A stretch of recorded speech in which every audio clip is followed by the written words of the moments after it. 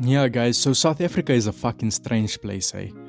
So recently now, they started with this mass exodus of deportation of foreign nationals, which is quite fucked up, eh? And it's gonna happen now by the end of this month. End of June is where they expecting to deport the majority of these people. And I find it really fucked up because majority of these foreign nationals are just other Africans, and they coming from more fucked up situations and came here for a better opportunity. But obviously, if you are trying to escape a country, it's very difficult to have all your paperwork and finances in order to come through here with the correct procedures. And I guess it's like the same struggle in America what they're having with ICE and those deportations. And I'm starting to think like these borders are all arbitrary. They were all created, like even the African borders were drawn up via colonization. Even within your country, all these provinces, all these separations, divides, like what the fuck are they? And it's just tools of control.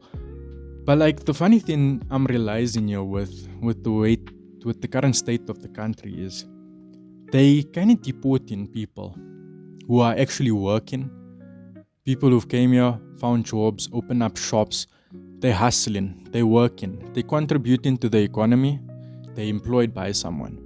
But you'll notice something with our police force. Our police force is a bunch of bitches. Our politicians are a bunch of bitches because they can be bribed in any which way. And they are also scared of the problematic people. So like what I've noticed is it's your average family member guy who's maybe supporting a family of 4 or 5, is going to work, obviously got a shitty job because he doesn't have proper papers and whatnot. And they stopping this guy on the way to work, locking him up, making it a problem. And obviously when you're locked up, it's harder for you to get the legal papers that you need to actually be in the country. But when it comes to our Nigerian drug dealers, our motherfuckers pushing coke and tuck, that's when they take a backseat. Because you see a lot of these guys who are actually pushing hard drugs, they have the money to obviously get legal paperwork, number one. The police are on these guys' payroll. Because yeah, South Africa is a very corrupt place. A 200 rand can get you far, hey. A 200 rand can get you far with these people. A fucking party coke, a Coca-Cola, my bro, can get you far. So that's where it's at. I feel like they making the issue for the people who are actually out here hustling, working hard, came here for a better life. And when it comes to those people who are actually, human trafficking, the people that are fucking murdering people, selling drugs and shit, the fucking police are scared of these motherfuckers. They scared to get involved. They scared to do anything. They fucking say we must bring in the army for this type of shit. And it's not going to work out because obviously these people can afford a bribe. They can pay the police to shut up. I mean, they've been doing it for years. So essentially what we're doing, what's happening, and as well as also our local South Africans also suffering because yes, we employ these foreign nationals. Sometimes the labor is cheaper, but also what we've noticed is these people work a lot harder than other South Africans in a job because a South African has opportunities. They're not like kind of stuck to one job. They can pivot. They can find it easier to get employment. The foreign nationals, unfortunately, the situation for them is more fucked up, where if they find one job, they kind of feel kind of lucky for having their one job and they stick with it. They work hard. I just wish our locals paid them better.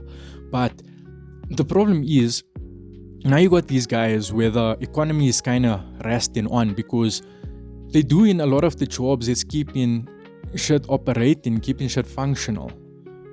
So for a lot of people, the domestic workers are foreign nationals. So yeah, man, it goes deep into people's houses and into people's businesses. And the unfair reality is that if now, I'm going to call it ICE because, yeah, that's what we know ICE to do. They come into businesses and they want to check citizenship and shit. So, yeah, South African ICE, if these guys come into your business and they start to find out that you have a foreign national who's not documented, they don't have the right paperwork, they fine you as the business owner 100,000 rand, which in American terminology would probably be like 8,000 USD. That's just the fine. And now what's happening is a lot of South Africans are choosing to lay off these foreign nationals. These people have been working excellently for years on years, you know.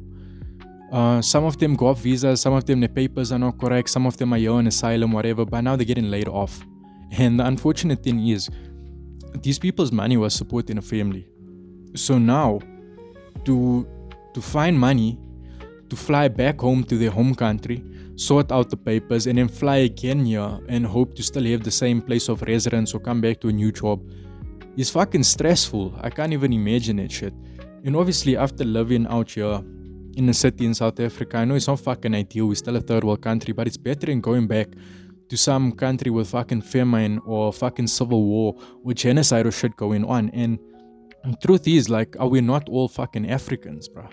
Well, I'm Indian, but are we not all Africans here in this country? Are we not all the same fucking people with all the similar struggles? I mean, this whole shit of dividing a continent, dividing a country, politics and divisions and languages and cultures and all of it, it's all so fucking stupid, my bro. At the end of the day, we are all people. We're all just trying to make a way forward, trying to make a hustle, trying to survive.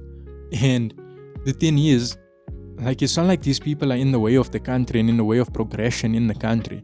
If we can just find a better way to allow access to these people for, you know, training, because for them it's fucking impossible to try and apply for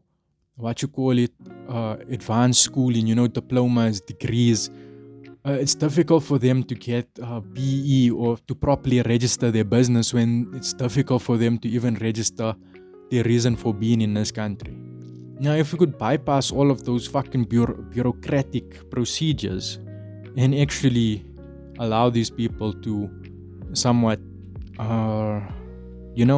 fit into the society, into the country, and contribute better to the economy, I think we'll be better off as a society. But the issue is, it's only the ones with money, the money coming from drug trafficking, that are able to get the papers and the citizenship and whatnot and live here and continuously fuck up the neighborhoods. And that's a scary thing with this whole fucking thing is, like, where do we draw the line? Who do we allow? Who don't we allow?